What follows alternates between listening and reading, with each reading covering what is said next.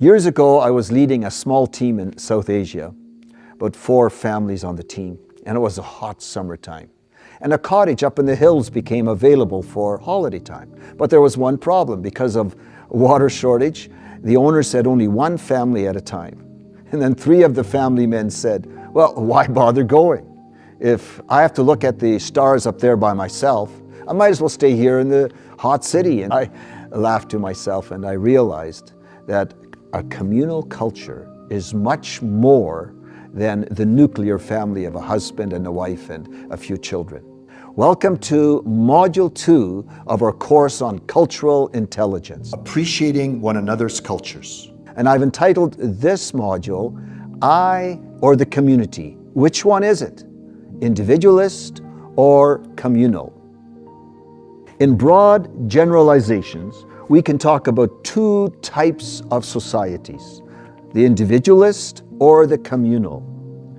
I use various terms to explain community. We can talk about the family or the extended family, the clan or the tribe or just community. Now each of these terms have very specific meanings, but in general I simply mean a group of people in contrast to one person.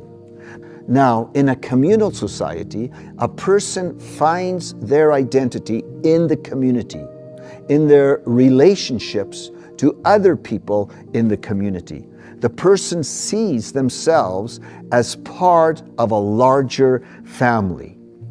And people there in such a society, they would not ask, who am I? Rather, they ask, who are we? And it's normal to ask, who is your father? Or where are you from?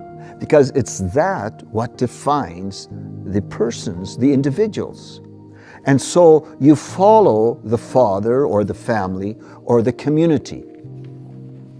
Community cultures then will generally honor the community. A father will tell his teenage child, you know, you can go and do what you want to do, but do not spoil the family or the community honor.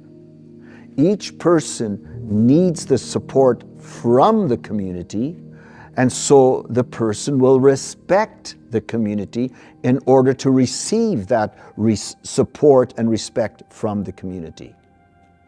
However, in an individualist society, the person himself or herself is the center of their identity, regardless of their family or where they're from. And so it's the person, their real self or their personal achievements that give them their identity. So the person sees themselves as an I or a me. And they say that English is the only language that has I capitalized. And on the other hand, the Arabs, they say the satanic I and curse that capital I, the first person pronoun. But in the West, people will often say, learn to think for yourself, follow your heart, believe in yourself.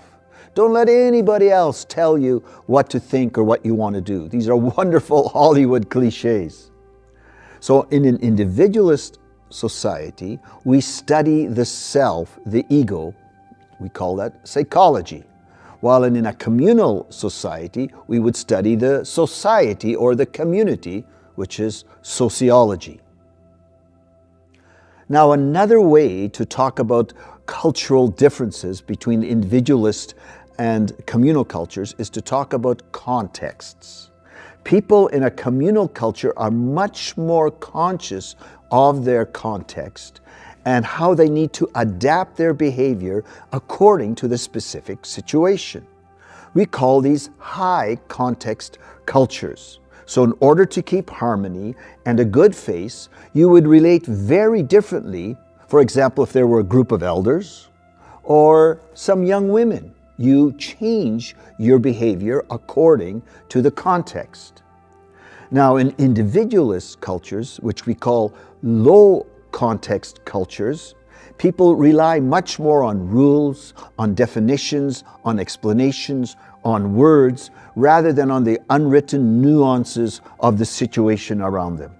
So whether a person is young or old or wealthy or from whichever background they are, you treat everyone the same.